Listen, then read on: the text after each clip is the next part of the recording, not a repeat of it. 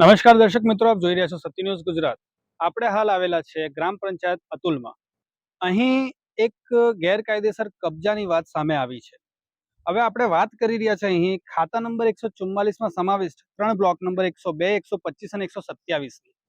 અહીં મહેન્દ્રભાઈ વિઠ્ઠલભાઈ નામક એક વ્યક્તિએ વર્ષોથી આ જગ્યા પર કબજો કર્યો છે. તો આપ પાછળ જોઈ શકો છો અહીંયા કેટલી ચોલ છે, ત્યાં બાંધકામ પાછળ જોઈ શકો છો અહીંયા કેટલા લોકો છે. લગભગ 150 ની ઉપર ચોલ અને મકાનોની વાત થઈ ગઈ છે, કાચા કે પાકાની.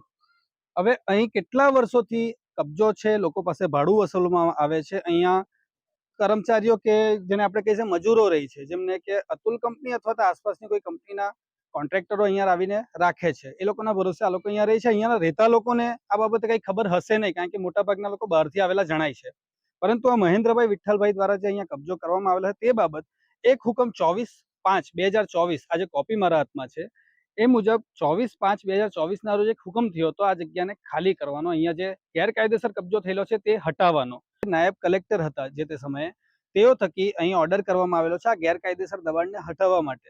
પરંતુ હજી સુધી એ થયું કેમ નથી, આ હુકમનું પાલન હજી સુધી કેમ નથી થયું, આ વસ્તુને 1 વર્ષ ઉપર થઈ ગઈ. અને કેટલાય વર્ષોથી આ જગ્યા પરથી ગેરકાયદેસર રીતે પૈસા કમાવામાં આવી રહ્યા છે. આ એક જ જગ્યા નથી, અતુલ ગ્રામ પંચાયતમાં આવી ઘણી બધી જગ્યાઓ છે જે અતુલ કંપનીના હસ્તક હશે અથવા તો બીજા કોઈ એવા વ્યક્તિના હસ્તકમાં હશે, તે પણ અમે ઉજાગર કરીશું. પરંતુ હાલ ફિલહાલ આપણે ફક્ત ને ફક્ત અહીંની જ વાત કરવામાં આવેલા છે કે આવી રીતના 1 વર્ષ ઉપર થઈ ગયો ઓર્ડર થયા ને તે પછી પણ કોઈ જાતનું તંત્ર એક્શન કેમ નથી લેતું. ખાતા નંબર 144, બ્લોક નંબર 102, 125 અને 127 ને આપણે વાત કરીએ છીએ. મહેન્દ્રભાઈ વિઠ્ઠલભાઈ દ્વારા અહીંયા આ કબજો કરવામાં આવેલો છે. સરકારી રીતે જ્યારે મામલતદારશ્રીને આ બાબતે હુકમ કરવામાં આવ્યો છે, તો મામલતદારશ્રી છેલ્લા 1 વર્ષથી કેમ આ કાગળને સંતાડીને બેઠા છે, કેમ દબાવીને બેઠા છે, એ પણ એક વિષય રહ્યો. આપણે કોઈ આક્ષેપ નથી કરવા ઈચ્છતા, પરંતુ 1 વર્ષ સુધી જ્યારે આ ઓર્ડરનું જમીન ઉપર લાગુ ના પડે, આ દબાણ ના હટે, તો આપણે એક સવાલ તો પૂછવો પડે ને ભાઈ, કે આવી રીતના જો કોઈ બી કબજો કરીને ગમે એમ પૈસા કમાઈ શકે છે. માટે તંત્રને એક જ સવાલ, 1 વર્ષથી ઉપરથી આ ઓર્ડર થઈ ચૂકેલો છે, તમારે આ બાબતે કંઈક ને કંઈક કરવું જોઈએ. બીજું એ ગ્રામ પંચાયત અતુલમાં આવી ઘણી જગ્યાઓ છે જે અમારા ધ્યાનમાં ધીરે ધીરે આવી રહી છે. જેમ જેમ અમારી પાસે પુરાવા આવશે અમે આપની સામે સત્ય ઉજાગર કરતા રહીશું. આપ જોઈ રહ્યા છો સત્ય ન્યૂઝ ગુજરાત. હું છું प्रतीक पांडे. जी भाई, आप आपका नाम बताएंगे? संजय धुर्वे। आप यहीं पे रहते हैं? हाँ, अभी इधर ही रहते हैं। भाड़े से क्या आपका खुद का? नहीं, भाड़े से रहते हैं, अपना खुद का नहीं। किसको भाड़ा देते हैं?